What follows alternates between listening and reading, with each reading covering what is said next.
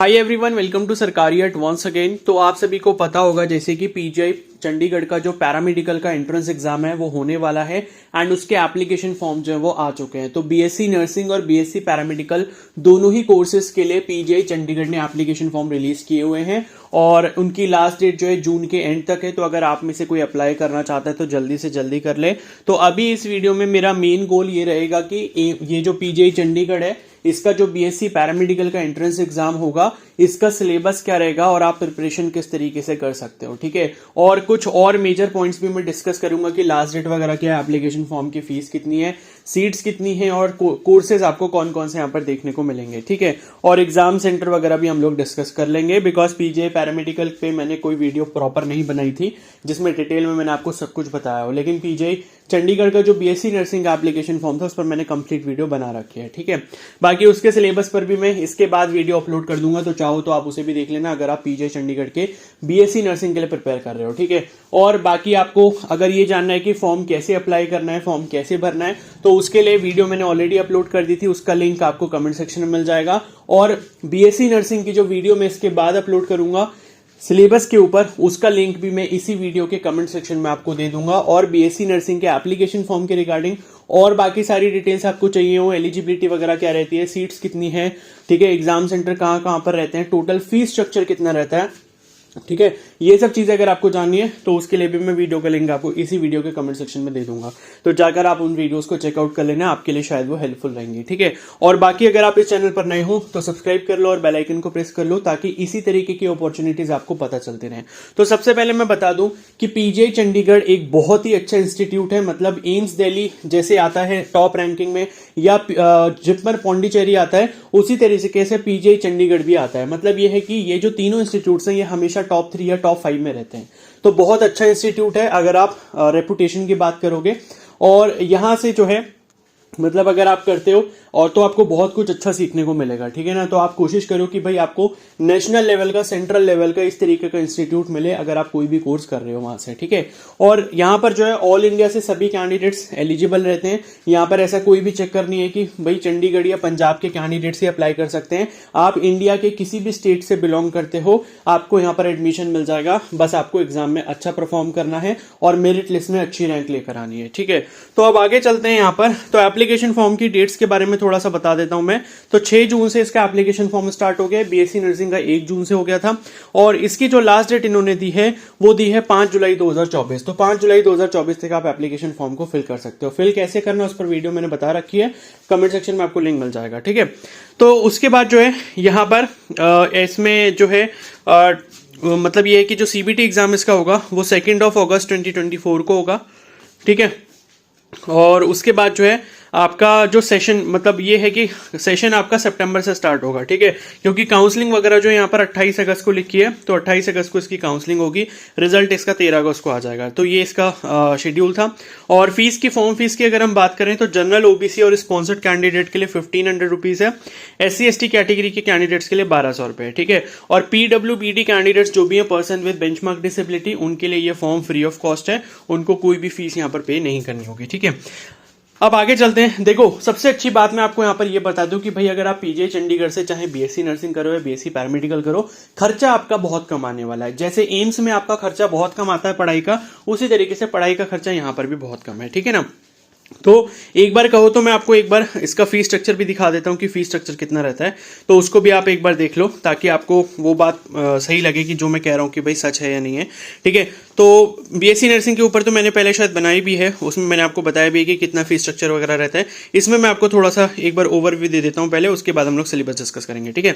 तो fees and dues आप देख सकते हो, रजिस्ट्रेशन फीस यहाँ पर 200 रुपए है। ट्यूशन फीस, पढ़ाई का खर्चा आपका जो है 250 पर एनएम है, यानी कि 250 रुपए मात्र 1 साल की है, ठीक है। और लेबोरेटरी फी 120 रुपए पर एनएम है, एमएलगेमेटेड फॉर्म 120 पर एनएम है। सिक्योरिटी फीस मात्र 300 रुपए आपको जमा करनी होती है। लाइब्रेरी की फीस 40 रुपए है। सेमेस्टर की एग्जामिनेशन फी 1000 रुपए हर सेमेस्टर में होती है। और कंपार्टमेंट अगर आपका किसी में आ जाता है, किसी में बैक लग जाते हैं तो 500 रुपीज ईच पेपर के लिए होता है। तो देख रहे हो कितना सस्ता है, मतलब समझो कि पढ़ाई यहाँ पर फ्री होने वाली है, ठीक है ना। तो इससे अच्छी अपॉर्चुनिटी मुझे नहीं लगता कि भाई, क्योंकि किसी भी स्टूडेंट के लिए सबसे अच्छी चीज यही होती है कि भाई अगर उसको पढ़ाई इस तरीके से करने को मिल जाए एक बहुत अच्छे इंस्टीट्यूट से जहां पे उसका पढ़ाई का खर्चा बिल्कुल ना के बराबर आने वाला है, क्योंकि उसके पेरेंट्स के ऊपर कोई भी उसका प्रेशर नहीं पड़ेगा।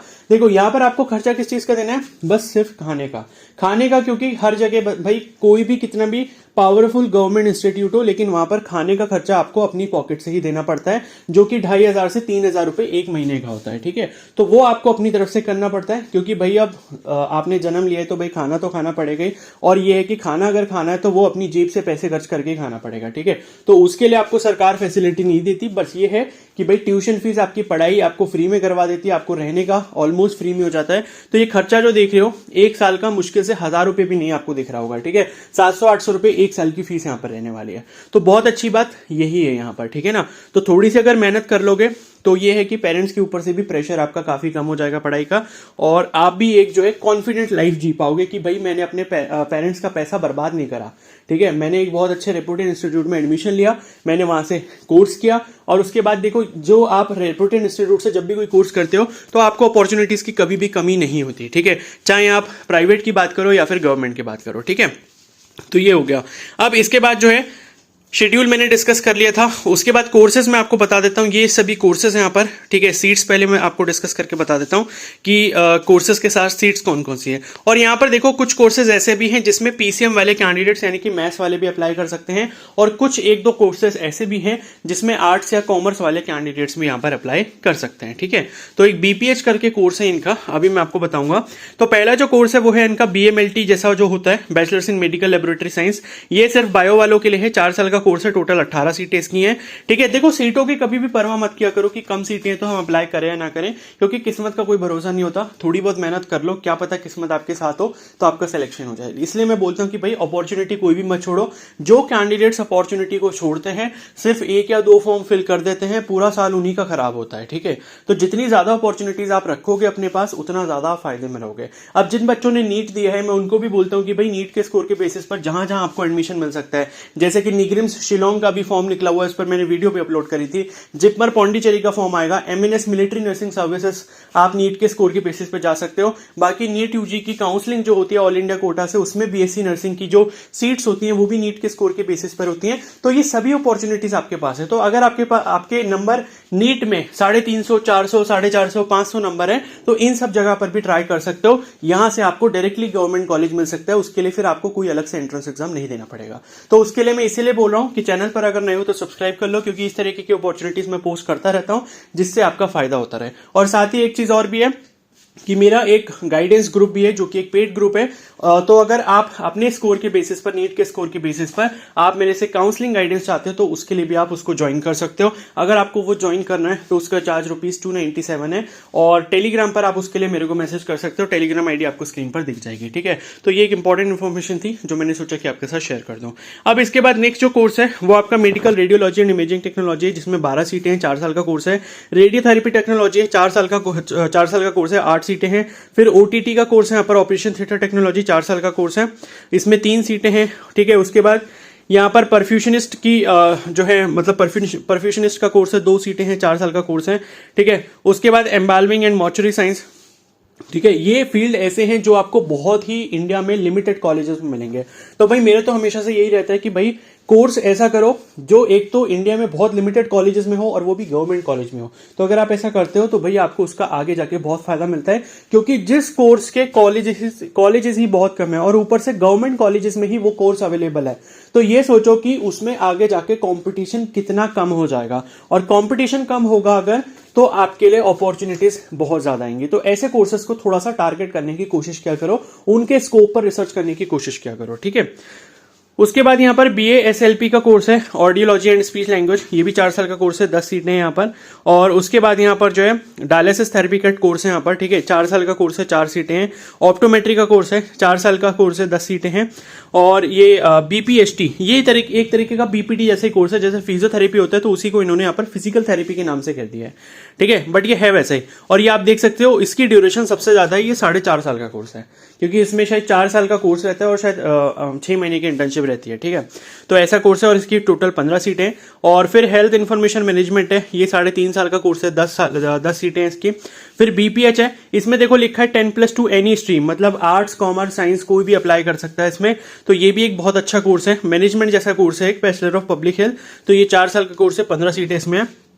और यहाँ पर जो है एक medical animation and audio visual creation, ये भी बहुत अच्छा कोर्स है, क्योंकि भाई ये आपको टेक्नोलॉजी के साथ जोड़ता है। अगर आपको टेक्नोलॉजी पसंद है, ठीक है, कंप्यूटर गेम्स वगैरह आपको पसंद है, या टेक्नोलॉजी से आप ज्यादा अटैच रहते हो, आपको मन करता है कि भाई मैं भी कुछ टेक्निकल चीजें करूं, ठीक है, मतलब आपने बायो ले रखी है फिर भी आपको मन करता है कि मैं टेक्निकल चीजें ज्यादा करूं, ठीक है ना, कंप्यूटर से आपका रिश्ता काफी ज्यादा रहता है, ठीक है, तो उन लोगों के लिए बहुत अच्छा कोर्स है, क्योंकि ऑडियो विजुअल क्रिएशन और एनिमेशन जो होते हैं, मेडिकल एनिमेशन, उसके लिए ये कोर्स करवाया जा रहा है। और ये ऐसा कोर्स है जो आप सर्च अगर करोगे तो बहुत ही इंडिया में लिमिटेड कॉलेजेस में मिलेगा। इस वजह से ऐसे कोर्सेज की डिमांड आगे फ्यूचर में बहुत ज्यादा है, ठीक है ना। तो इसलिए मैं बोलता हूं, तो ये है कि फॉर्म फिल करते टाइम तो आपको शायद कोर्सेज सेलेक्ट नहीं करने पड़ेंगे, लेकिन जब आप काउंसलिंग करते हो तब आपको कोर्सेज सेलेक्ट करने पड़ते हैं। तो इन कोर्सेज को थोड़ा प्रायोरिटी बेसिस पर रख सकते हो, लेकिन तभी रखना जब आप इस पर पूरी अपनी रिसर्च कर लो। सिर्फ मेरे कहने के ऊपर ये नहीं करना है, ठीक है ना। तो पहले खुद से रिसर्च करनी कि क्या स्कोप है क्या नहीं है, उसके बाद आपने उसको प्रायोरिटी में रखना है, ठीक है। तो ये हो गया, टोटल 123 सीट्स यहाँ पर पैरामेडिकल की इस बार रहने वाली है, ठीक है। चलो फिर आगे बढ़ते हैं अब, ठीक है। तो यहां पर जो है मतलब ये इन्होंने जो है पूरा वो दिया है, पैटर्न दिया है, ठीक है। तो आपका जो पेपर है वो किस तरीके का होगा, तो भाई देखो, सबसे पहले केमिस्ट्री के 25 क्वेश्चन आएंगे 25 नंबर के, ठीक है। फिजिक्स के 25 क्वेश्चन होंगे 25 नंबर के। मैथ या बायोलॉजी के 25 क्वेश्चन होंगे 25 नंबर के। अब कोई कैंडिडेट अगर मैथ्स वाला है तो वो अगर किसी पैरामेडिकल कोर्स के लिए अप्लाई करने वाला है तो उसके सिलेबस में मैथ्स के क्वेश्चन पूछे जाएंगे। और अगर कोई बायो से अप्लाई कर रहा है, बायो वाले कोर्स के लिए अप्लाई कर रहा है, तो उसमें बायो के क्वेश्चन 25 पूछे जाएंगे, ठीक है। तो ये फिजिक्स केमिस्ट्री बायो या फिजिक्स केमिस्ट्री मैथ्स का सेक्शन हो गया। उसके अलावा जनरल इंग्लिश के 15 क्वेश्चन आते हैं। अगर आपको इंग्लिश प्रिपेयर करनी है तो इंग्लिश के लिए मैंने ऑलरेडी एक प्लेलिस्ट बनाई हुई है, जिसमें 8 से 10 वीडियोस मैंने अपलोड करी हैं। उसमें मैंने आपको कुछ टॉपिक्स भी पढ़ाए हैं और मैंने ये भी बताया कि आप फ्री में क्वेश्चंस को प्रैक्टिस कैसे कर सकते हो। तो अगर ये 15 मार्क्स के लिए आपको थोड़ी मेहनत करनी है और आपको कोई फ्रूटफुल रिसोर्स नहीं मिल पा रहा, आप सोच नहीं पा रहे कि भाई इंग्लिश कैसे पढ़े कैसे नहीं पढ़े, तो कमेंट सेक्शन में मैं आपको एक प्लेलिस्ट का लिंक दे दूंगा, आप उसको चाहो तो फॉलो कर सकते हो। वो मैंने अपने बैच में पढ़ाया था, तो उसका लिंक मैं आपको दे रहा हूं, ठीक है। तो उसके जितने भी लेक्चर्स हैं एक बार आप उसको 2x वाली स्पीड पर जाकर गो थ्रू कर लो, और जो जो चीजें मैंने उसमें बताई अगर आप उतना प्रैक्टिस कर लेते हो तो मैं ये मानता हूं कि आप इंग्लिश में बहुत अच्छा परफॉर्म कर पाओगे, ठीक है। उसके बाद बात करते हैं यहाँ पर जनरल नॉलेज और करंट अफेयर्स की। तो जनरल नॉलेज करंट अफेयर्स वाले सेक्शन में करंट अफेयर्स के ज्यादातर क्वेश्चन इसमें रहते हैं। तो करंट अफेयर्स के लिए भी मैंने 3-4 वीडियोस इस बार अपलोड करी, ज्यादा नहीं कर पाया, लेकिन अगर अभी आगे और टाइम मिलता है एग्जाम से पहले आपके तो मैं और अपलोड कर दूंगा। तो करंट अफेयर्स में मैंने 3-4 जो वीडियोस अपलोड करी है उसकी प्लेलिस्ट का लिंक भी मैं आपको कमेंट सेक्शन में दे रहा हूं, चाहो तो आप उसको फॉलो कर लेना। 3-4 वीडियोस अपलोड करिए, कम से कम उतना तो देख ही लेना, 15-20 मिनट की 3 या 4 वीडियोस है, वो देख लेना, हो सकता है उसमें से क्वेश्चन आपको जरूर मिल जाएगा, ठीक है। तो इतना कर लेना आप उसको, ठीक है। तो ये आपका जो है सिलेबस है। और ये जो आप देख रहे हो ना, ये anatomy and physiology, biology and chemistry, lab technique, ये उन लोगों के लिए सिलेबस है जिन्होंने डिप्लोमा पहले से कर रखा है और वो डिग्री करना चाहते हैं, ठीक है। क्योंकि पीजीआई चंडीगढ़ उन कैंडिडेट्स को भी यहां पर मौका देता है जिन्होंने 12th के बाद डिप्लोमा करा था किसी पर्टिकुलर फील्ड में, और उसी पर्टिकुलर फील्ड का वो बैचलर कोर्स अब करना चाहते हैं। तो ये उनके लिए सिलेबस है। मान लो कि मेडिकल लेबोरेटरी साइंस कोर्स जो है या बीएमएलटी का जो कोर्स है, अगर किसी ने डीएमएलटी कर रखा है, डिप्लोमा कर रखा है, तो उनके लिए ये वाला पेपर आएगा। लेकिन जो 12th पास कैंडिडेट हैं उनके लिए जो ऊपर मैंने सिलेबस बताया वो आएगा, ठीक है। तो सब में आप यही देखोगे, ठीक है, सब में जो है आप यही वाला सिलेबस देखोगे, जो 12th पास का सिलेबस है वो यही है। बाकी जो सिलेबस आप देख रहे हो वो आप लोगों के लिए नहीं है, ठीक है ना, वो किसके लिए, जिन्होंने ऑलरेडी डिप्लोमा किया हुआ है, ठीक है। तो इस चीज का थोड़ा सा आप ध्यान रखना। तो ये जो है आप लोग के लिए नहीं है। और बाकी मैंने आपको बता ही दिया कि भाई पीसीबी और पीसीएम वालों के लिए क्या सिलेबस रहेगा। तो बाकी सिलेबस के ऊपर आप लोग ध्यान मत दो, ये सिर्फ उनके लिए जिन्होंने ऑलरेडी डिप्लोमा किया हुआ है। क्योंकि आप यहाँ पर ध्यान से पढ़ोगे भी तो देखो लिखा भी हुआ है, ठीक है। तो देखो यहाँ लिखा है the standard of theory paper will be 10+2 medical group pass candidate for course serial number 5, 6, 10, ठीक है। तो 5, 6 और 10 ऊपर जो कोर्स नंबर 5, 6, 10 था उसके लिए आपका वही सिलेबस है जो मैंने आपके साथ अभी डिस्कस करा है, ठीक है, ये वाला, ओके। और बाकी अगर आप और कोई अदर कोर्स करना चाहते हो, जैसे कि जो मैंने अभी आपको बताया था BSc medical animation and audio visual creation वाला, तो ये वाला जो है ये 10+2 आई थिंक किसी भी स्ट्रीम के लिए है ये, ठीक है। और उसमें जो है आपका जनरल इंग्लिश आएगा, जीके एंड करंट अफेयर्स आएगा, जनरल आर्ट आएगा और बेसिक साइंस के क्वेश्चंस वगैरह आएंगे। ठीक है, तो ये उस कोर्स के लिए है। और अगर आप यहाँ पर एक और पेपर जो था बीपीएच वाला, वो एक बार और मैं देख लेता हूँ। ठीक है, तो आई थिंक यही है शायद, हेल्थ इंफॉर्मेशन मैनेजमेंट, ये वाला नहीं है शायद। ठीक है, चलो छोड़ो, वो देख लेना अपने आप। ठीक है, जो बीपीएच वाला आई थिंक उसमें जो मतलब ये है कि उसमें भी करंट अफेयर, इंग्लिश और यही सब आएगा, यही वाला सिलेबस आएगा उसमें। ठीक है ना, तो ये सीरियल नंबर 13 और 14। हाँ, तो ठीक है, बीपीएच वाले कोर्स के लिए और मेडिकल एनिमेशन वाले के लिए यही आपका सिलेबस है जो आपको स्क्रीन पर दिख रहा है। बाकी सारे सब्जेक्ट के लिए मैंने बता दिया। ठीक है, physics chemistry bio, physics chemistry math, math वालों के लिए मैथ आएगा, बायो वालों के लिए बायो आएगा, उसके अलावा इंग्लिश और जीके करंट अफेयर्स आएगा, बस इतना आएगा। ठीक है, तो ये आपका सिलेबस हो गया। उसके बाद टाइमिंग वगैरह बता देता हूँ, फिर एग्जाम सेंटर डिस्कस कर लेंगे। तो यहाँ पर देखो, सीपीटी ऑनलाइन मोड में एग्जाम होगा, 1.5 घंटे 90 मिनट का पेपर होने वाला है। एग्जाम डेट 2 अगस्त रहेगी और टाइमिंग जो रहेगी वो 9 से 10:30 के बीच में रहेगी। अब ये किसके लिए रहेगी? सीरियल नंबर 1 से लेके 11 तक, एक्सेप्ट 12 एंड 13।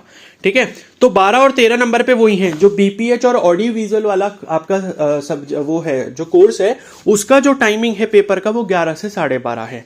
और बाकी जितने भी कोर्स हमने देखे पैरामेडिकल के, उनका जो टाइमिंग है वो 9 से 10:30 है। ठीक है, तो जो बीपीएच वाला कोर्स है, ठीक है, पब्लिक हेल्थ वाला जो कोर्स है और ऑडियो विजुअल एनिमेशन वाला जो कोर्स है, उसका टाइमिंग 11 से 12:30 रहेगा। ठीक है, और उसके बाद एग्जामिनेशन सेंटर की लोकेशन की बात करें तो चंडीगढ़ है, अंबाला है, दिल्ली है, हमीरपुर है, अमृतसर है, कांगड़ा है, शिमला है, बिलासपुर है, जलंधर है और पटियाला है। तो यहाँ आपका एग्जाम होगा। तो एग्जाम कहाँ पर होगा ये आपको तभी पता चलेगा जब आपका एडमिट कार्ड आएगा, उसमें लोकेशन आपको मेंशन की जाएगी। ठीक है, लैंग्वेज ऑफ पेपर की बात करें तो पेपर आपका इंग्लिश में ही आता है, क्योंकि इन्होंने साफ साफ लिखा है लैंग्वेज ऑफ पेपर में सिर्फ इंग्लिश लैंग्वेज लिखी है। ठीक है, तो ये चीज का थोड़ा सा आपको ध्यान रखना है। तो बस आई होप इतनी इन्फॉर्मेशन थी जो मुझे लगता है कि भाई आपके साथ डिस्कस करनी चाहिए थी। फीस वगैरह के बारे में मैंने सब कुछ बता दिया, लेकिन फिर भी अगर आपका कोई डाउट रह जाता है तो आप मुझे कमेंट सेक्शन में बता सकते हैं। बाकी एक चीज और ध्यान रखना, जो ओबीसी और ईडब्ल्यूएस कैंडिडेट हैं, जो ओबीसी या फिर ईडब्ल्यूएस कैटेगरी से अप्लाई करेंगे, अगर कैटेगरी ईडब्ल्यूएस का ऑप्शन नहीं आ रहा होगा तो जनरल से ही करना पड़ेगा, लेकिन अगर ईडब्ल्यूएस का ऑप्शन आता है फॉर्म में और ओबीसी का तो आएगा ही, तो वो लोग ये चीज का ध्यान रखें कि उनका जो कैटेगरी सर्टिफिकेट है वो सेंट्रल वाले फॉर्मेट का होना चाहिए और वो इसी साल का होना चाहिए। कोशिश वो ये करें कि 1 अप्रैल 2024 के बाद का होना चाहिए। ठीक है, क्योंकि यहां पर भी सेंट्रल इंस्टीट्यूट है तो आपको सेंट्रल वाला ही सर्टिफिकेट लेकर जाना पड़ेगा, वरना फिर आप काउंसलिंग से बाहर कर दिए जाओगे। तो इस चीज का बहुत अच्छे से ध्यान रखना। तो अब इस वीडियो को यहीं पर एंड करते हैं। आई होप सारी इन्फॉर्मेशन आपको क्लियर है। बाकी चैनल पर नए तो सब्सक्राइब कर लो और बेल आइकन को प्रेस कर लो। और बाकी जितनी भी चीजें मैंने बताई सभी वीडियोस के लिंक मैंने आपको कमेंट सेक्शन में दिए हुए हैं। और बाकी अगर मेरी पेड काउंसलिंग किसी को चाहिए, ठीक है, गाइडेंस अगर चाहिए आपके नीट स्कोर वगैरह के बेसिस पर कि आप कौन कौन से कोर्सेज के लिए अप्लाई कर सकते हो, कहाँ कर सकते हो और आपको किस तरीके से करना चाहिए, तो वो सारी चीजें मैं आपको बताऊंगा। तो उसके लिए मैंने बीच में आपको अपनी टेलीग्राम आईडी बता दी थी, उस पर आप मेरे को मैसेज कर सकते हो। Okay, so thank you and have a nice day.